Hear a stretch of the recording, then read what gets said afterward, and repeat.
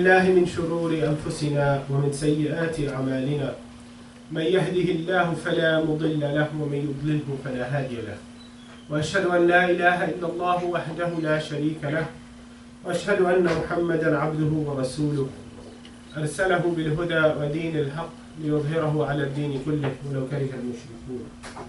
الحمد لله رب العالمين والصلاة والسلام على محمد النبي الأمي وعلى آله وصحبه أجمعين. Allah subhanahu wa ta'ala reminds us, يَا أَيُّهَا الَّذِينَ آمَنُوا اتَّقُوا اللَّهَ حَقَّ تُقَاتِهِ وَلَا تَمُوتُنَّ إِلَّا وَأَنْتُمْ مُسْلِمُونَ. You who believe, be mindful of God, as is His due, and make sure you devote yourselves to Him to your dying moment.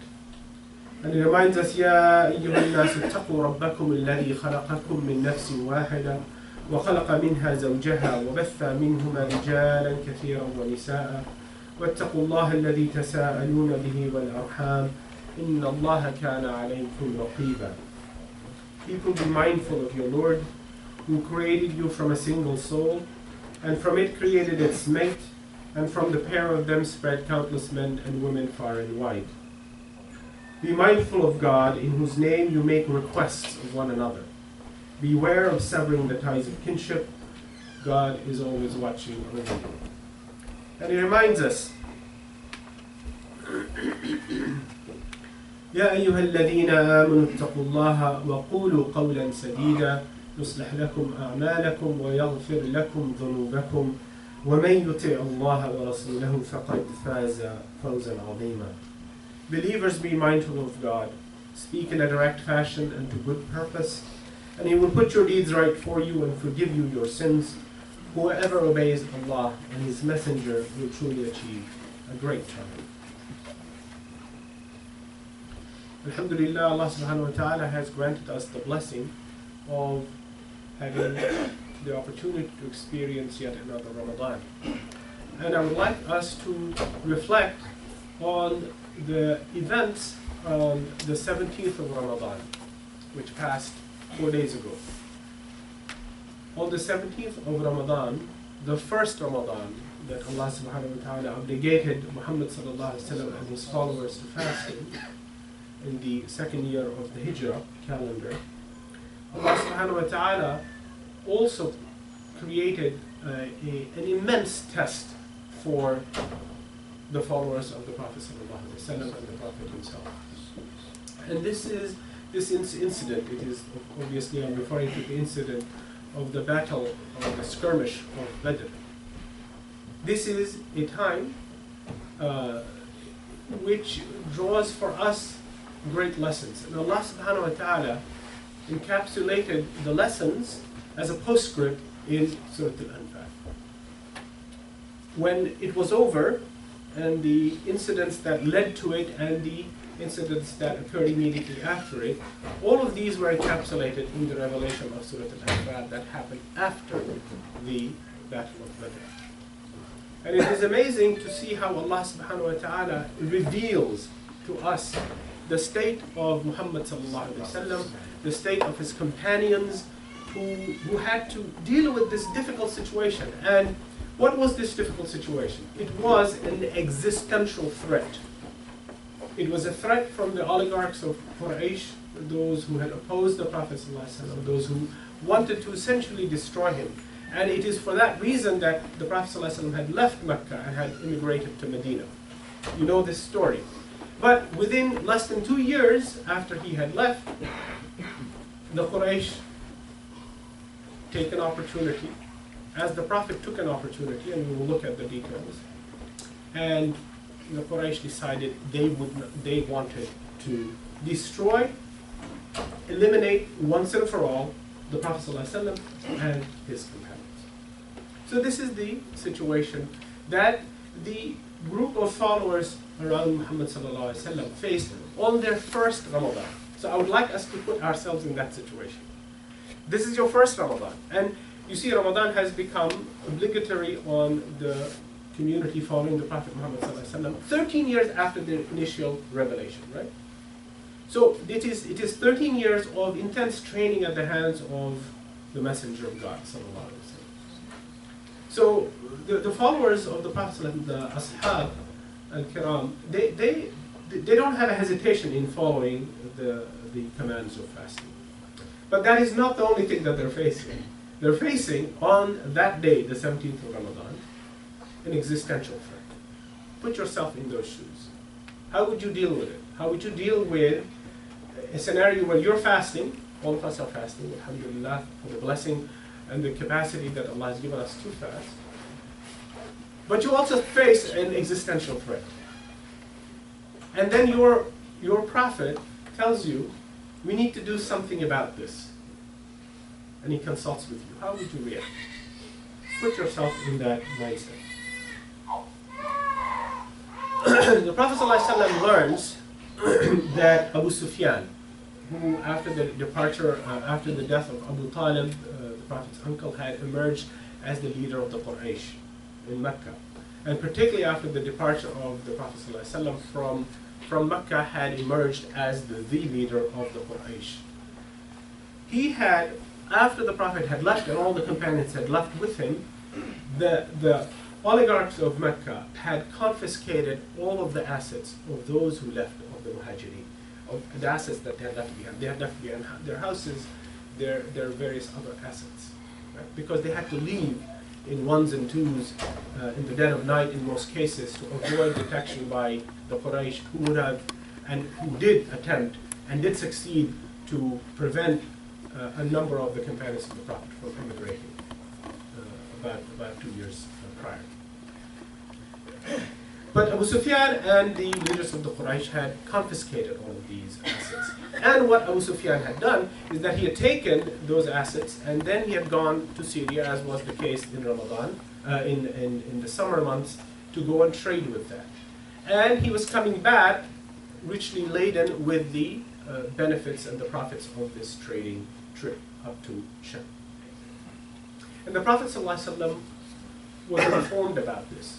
And he asked the Muhajirin with him, those who had immigrated to Medina with him, to come out with him and to go capture this caravan and take their assets back. Right? This was the Prophet ﷺ's plan, before revelation came to him regarding this. So the Prophet asked, and they began in the trading route between Sham and Syria and Mecca. The path took them through and near the wells of Badr. This is a little oasis where there is water, and the caravans would pass by to get that water. And the Prophet ﷺ was aware of it, and of course Abu Sufyan was planning to pass by. So the Prophet ﷺ encouraged the Muhajirin to come out with him, which they did, hoping to intercept Abu Sufyan and the caravan and take back what had been stolen from them. Right? This was the Prophet's plan, and this was the companions' understanding. But Allah has His own plans, right? And He declares this in Surah Al-Anfal.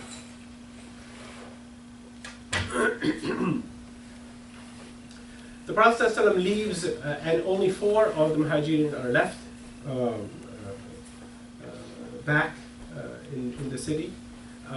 Prior to leaving, the Prophet ﷺ had sent 2 of his companions to scout to see where Abu Sufyan was coming down with his caravan. And because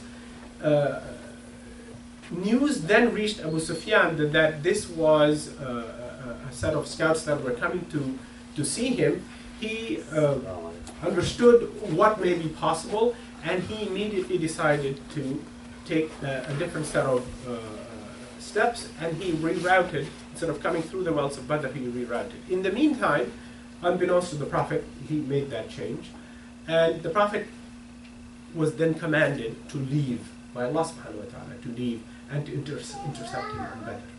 Okay? But what has happened with Abu Sufyan? Abu Sufyan has heard this information. He has already decided to move away from Badr. In the meantime, when Abu Sufyan had heard that the Prophet would be leaving to intercept him, what had he done? He had sent a message to the Quraysh, the oligarchs of Quraysh, to assist him. You see, Allah subhanahu wa ta'ala says, وَمَكَرُوا وَمَكَرَ اللَّهُ وَاللَّهُ خَيْرُ الْمَاكِرِينَ. And they plan and Allah plans, and Allah is the best of planners. Right? So this is an incident where a number of plans are going, but none of these plans actually occur as the planners plan it, but Allah's plan occurs. But Allah's plan occurs. Okay, and this is something so important to recognize in the month of Ramadan, that when Allah wills something, there's nothing a human being or a group of human beings or all of humanity can do to change it. And this is a core lesson of theology, of Aqidah in the Muslim tradition. When Allah decides on a matter, nothing can avail you from it. And when a believer, one who submits to Allah's will, accepts that, then all good comes out of it. But when a believer, or otherwise, rejects this notion, this power of God, then things that are not right happen to us. And we should be cognizant of this. In Surah Al-Anfal, when in ayah number 48, Allah subhanahu wa ta'ala sort of describes, because there were a couple of days that the two armies were sort of sitting and looking at each other. And Allah subhanahu wa ta'ala describes this time, these couple of days, where, again, unbeknown to the companions, or unbeknown to the Quraysh. Okay? Again, this is a revelation from Allah subhanahu wa ta'ala.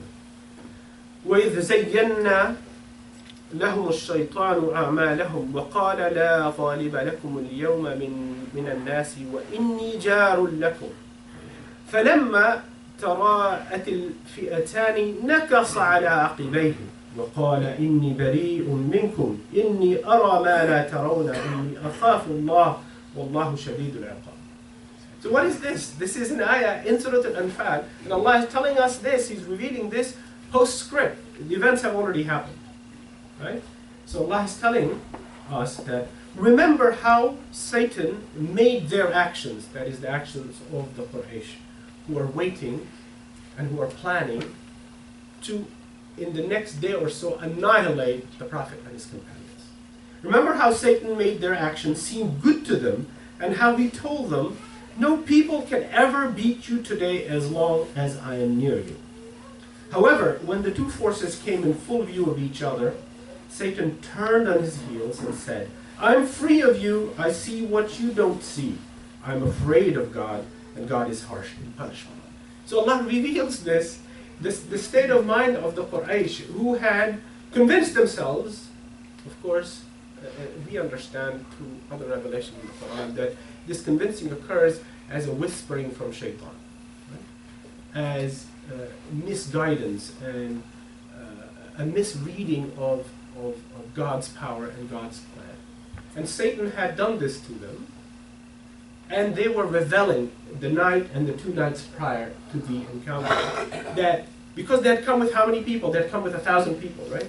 They had come with 1,000 people, they had come armed to the teeth, and they were going to be facing a paltry 313 of the companions of the Prophet along with him, barely armed, right? Whereas the other party is heavily armed. And so, looking at this imbalance, the Quraysh are reveling in the opportunity to destroy the Prophet. So, let me go back a couple of days prior to this. Abu Sufyan hears about the Prophet's intentions because somebody leaks it to him. He sends a word to the Quraysh. The Quraysh are coming, they decide to come, and Abu Sufyan decides not to meet with the army. He says, I've changed my mind, because he had called for help. I've not changed my mind, I'm just going to reroute. He's a smart businessman, right? He reroutes, and he goes closer to the Red Sea coast, and he begins to head back south towards Mecca.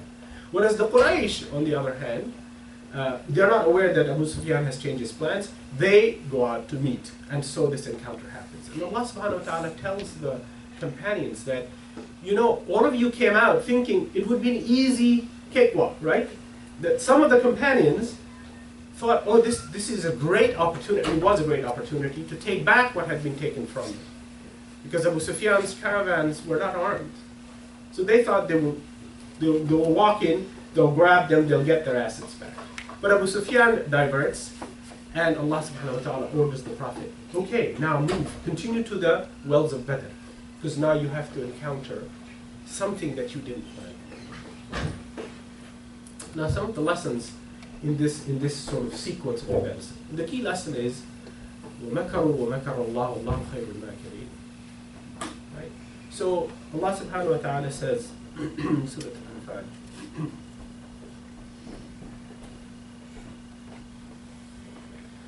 يسألونك عن الأنفال قل الأنفال لله والرسول فاتقوا الله وأصلحوا ذات بينكم وأطيعوا الله ورسوله إن كنتم مؤمنين.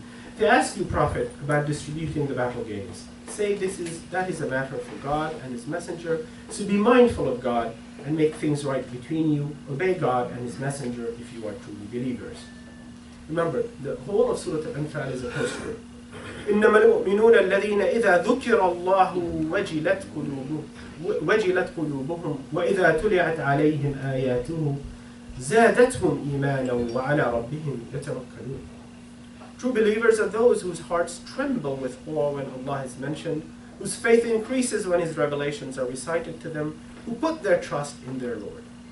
الذين يقيمون الصلاة ومما رزقناهم ينفقون. Those who keep up the prayer and give to others out of what we have provided for them. أولئك هم المؤمنون حقا لهم درجات عند ربهم ومغفرة ورزق كريم. Those are the ones who truly believe. They have high standing with their Lord, forgiveness and generous provision. And then ayah number 5. كما أخرجك ربك من بيتك بالحق وإن فريقا من المؤمنين لكارهون يجادلونك في الحق بعدما تبين كأنما يساقون إلى الموت وهم ينظرون.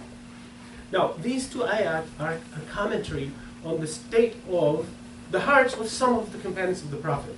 For it was your Lord who made you, O Prophet, venture from your home for a true purpose, though a group of the believers disliked. And so Allah gives us insight on our own hearts, the hearts of believers.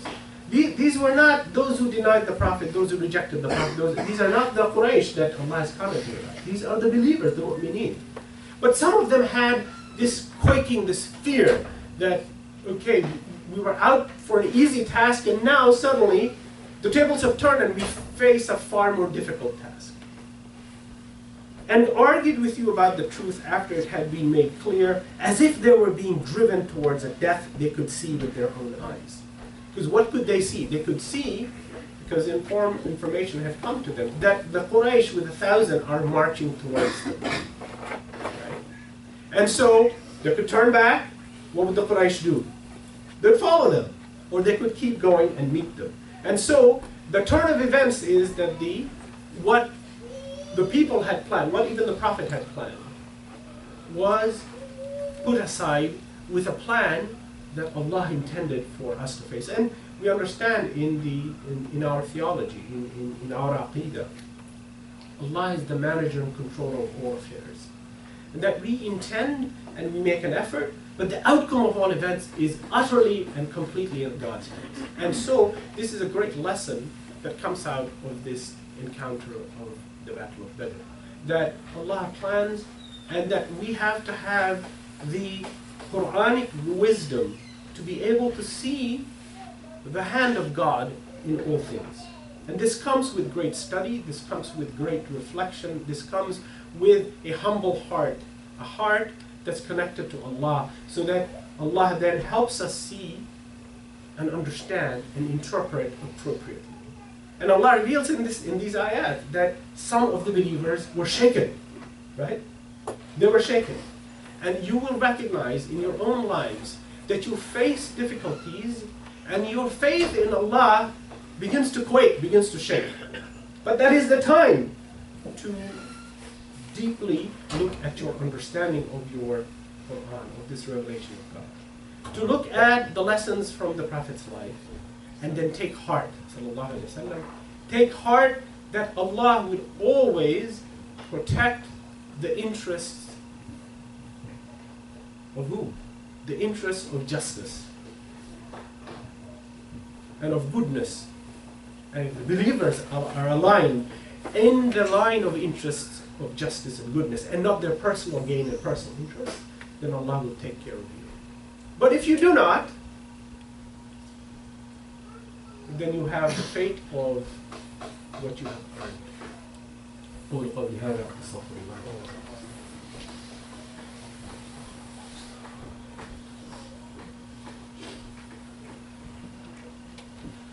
الحمد لله رب العالمين والصلاة والسلام على محمد النبي الأمي وعلى آله وصحبه أجمعين أشهد أن لا إله إلا الله وأشهد أن محمدا عبده ورسوله. Surah Al-Anfal is a postscript. Why is that important? Because all of the companions of the Prophet experienced the trial of this test, right? And they understood what was going on in their hearts. And then Surah Al-Anfal is given to the Prophet to help them see how their feelings emerge and how they manage their feelings. It's a commentary on the state of the believer's heart. And it's a commentary for all of us, enshrined till the day of judgment in the verses of the Quran. Right? Allah subhanahu wa ta'ala says, وَإِذْ يَعِدُكُمُ اللَّهُ إِحْدَى الطَّائِفَتَيْنِ أَنَّهَا لَكُمْ وتودون أن غير ذات الشوكة تكون لكم ويريد الله أن يحق الحق بكلماته ويقطع دابر الكافرين. Remember how Allah promised you, the believers, that one of the two enemy groups would fall to you. You wanted the unarmed group to be yours, but it was God's will to establish the truth according to His word and to finish off the disbelievers. To send them a lesson at the hands of the believers, what happens when you oppose God. Now this is there. This is there for you to read. It was there for people to read 700 years ago, and it will be there for people to read 10,000 years from now. If Allah wills. That Allah will test us. And Allah will test the believer's faith. And Allah will test the believer's reliance on Allah subhanahu wa ta'ala. Do you rely on Allah subhanahu wa ta'ala? To the exclusion of all of your capacities, all of your planning, all of your abilities. Because as a human being, when I plan anything, what do you think I rely on? First of all, I rely on myself, on my intelligence, on my strength, on my capacity, on my finances, on my intelligence. I rely on my partnerships, I rely on my networks. All of these things is the natural thing for any human being to do. And then Allah tells the believer that you can do all of that, and then you have to suspend that. And you have to utterly rely on Allah subhanahu wa ta'ala. Even when everything looks like utterly helpless and hopeless. Which is what the situation was. Which is what the situation was. They planned to do something, and something else happened. And they had no choice in the matter. Because the Quraysh had already come out. And had they even decided, well, we don't want this, we want to go back to Medina, the Quraysh would have followed them. As it is, those of the believers who had the strength of character and mind and heart and belief and commitment to Allah and His Prophet recognized this. Abu Bakr and Umar spoke up. Right? They spoke up and they said the following. O Messenger of Allah, proceed where Allah directs you to, for we are with you. We will not say as the children of Israel said to Moses. And this is an ayah in the Quran. Go you and your Lord and fight, and we will stay here. This is in Surah Al...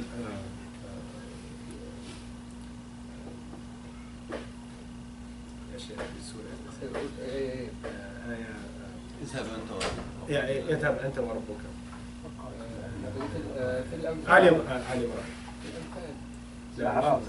الأعراف.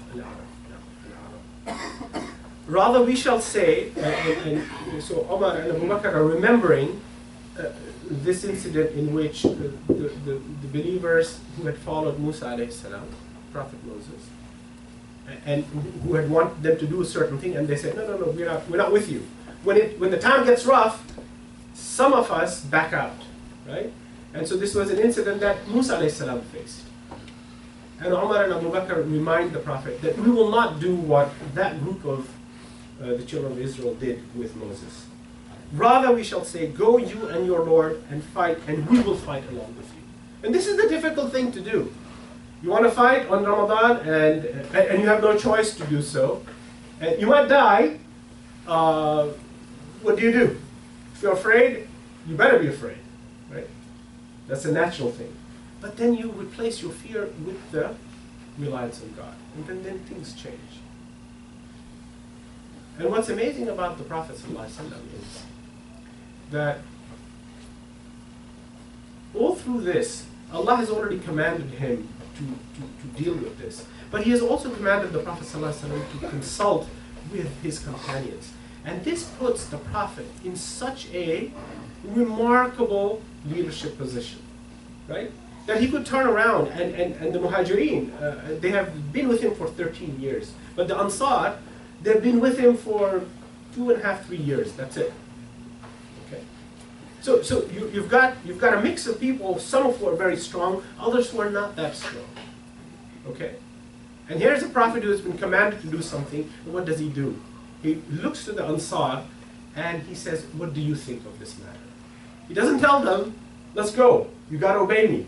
I'm your Lord, I'm your God, He doesn't do any of that stuff. Right? He turns to them and says, what do you say to this? And Sa'ad ibn Mu'adh makes a speech. Now Sa'ad ibn Mu'adh is the leader of, one of the leaders of Banu Aus. Right? And when Mus'ab ibn Umayr had come to Medina as the representative of the Prophet ﷺ to teach the people of Medina, Sa'ad ibn Mu'adh had some difficulties, right? Had some difficulties in dealing with Mus'ab ibn Umayr, and had some perhaps matters of or issues of jealousy and issues of difficulty because his position as a leader was beginning to change. Right? And then he understood what this is all about. He understood the message of the Prophet. He understood the need to support the Prophet. Okay? And he begins, sallallahu alaihi wasallam, to support him. Sa'ad ibn Mu'adh. And he makes this speech. O Prophet of Allah, we believe you and we bear witness to what you have granted to us. And we declare in clear terms that what you have brought is the truth. We give you our firm pledge of obedience and sacrifice. We will obey you most willingly in whatever you command us. And by Allah, who has sent you with the truth, if you were to ask us to throw ourselves into the sea, we will do that most readily. And not a man of us will stay behind. We do not deny the idea of encounter with the enemy. We are experienced in war and we are trustworthy in combat. We hope that Allah will show you through our hands those deeds of bravery which will please your eyes. Lead us to the battlefield in the name of Allah. And this turned even the Ansar, because Sa'ad ibn Mu'adh was their leader, gave them the strength of conviction. Because the condition of the second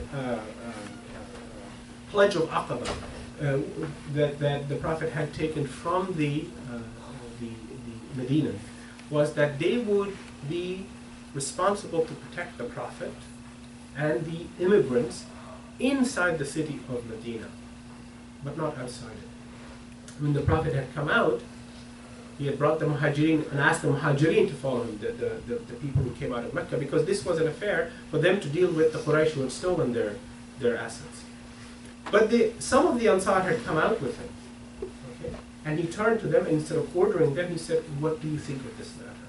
And Sa'ad ibn Mu'adh makes this speech, and the Ansar also joined this effort, this difficult test. So I remind you and I remind myself that Allah subhanahu wa ta'ala, no matter what you plan, Allah will test us. He will test us. And you will succeed in Allah's test if you keep your reliance and your understanding that Allah is all-powerful. That Allah tests us with a bit of loss and with a bit of fear. Allah tells us this. He will test you with a bit of loss and a bit of fear. And loss in your family or in your assets. He will test you. But if you stay firm, then Allah will reward you. And He will recover for you all that with which you have been tested. So I pray to Allah subhanahu wa ta'ala that He helps us see the difficult test that the first group of believers following the Prophet faced in their first Ramadan. And that we recognize that we will continuously be tested by Allah subhanahu wa ta'ala. And that if we behave as the first group of believers behaved, even with their fears, because some of the believers around the Prophet had this fear, but then they recovered. And this is the state of human beings. That when we are tested, we shake. We are afraid. That's okay. That's okay to be afraid. It's not okay to stay with that fear. We have to overcome that fear and rely on Allah subhanahu wa ta'ala. إن الله وملائكته يصلون على النبي يا أيها الذين آمنوا صلوا عليه وسلموا تسليما اللهم صل على محمد وعلى آل محمد كما صليت على إبراهيم وعلى آل إبراهيم في العالمين إنك حميد مجيد ربنا آتنا في الدنيا حسنة وفي الآخرة حسنة وقنا عذاب النار ربنا لا تزغ قلوبنا بعد إذ هديتنا وهب لنا من لدنك رحمة إنك أنت الوهاب ربنا لا تؤاخذنا إن نسينا أو أخطأنا ربنا ولا تحمل علينا إصرا كما حملته على الذين من قبلنا ربنا ولا تحملنا ما لا طاقة لنا به واعف عنا واغفر لنا وارحمنا أنت مولانا فانصرنا على القوم الكافرين عباد الله إن الله يأمر بالعدل والإحسان وإيتاء ذي القربى وينهى عن الفحشاء والمنكر والبغي يعظكم لعلكم تذكرون.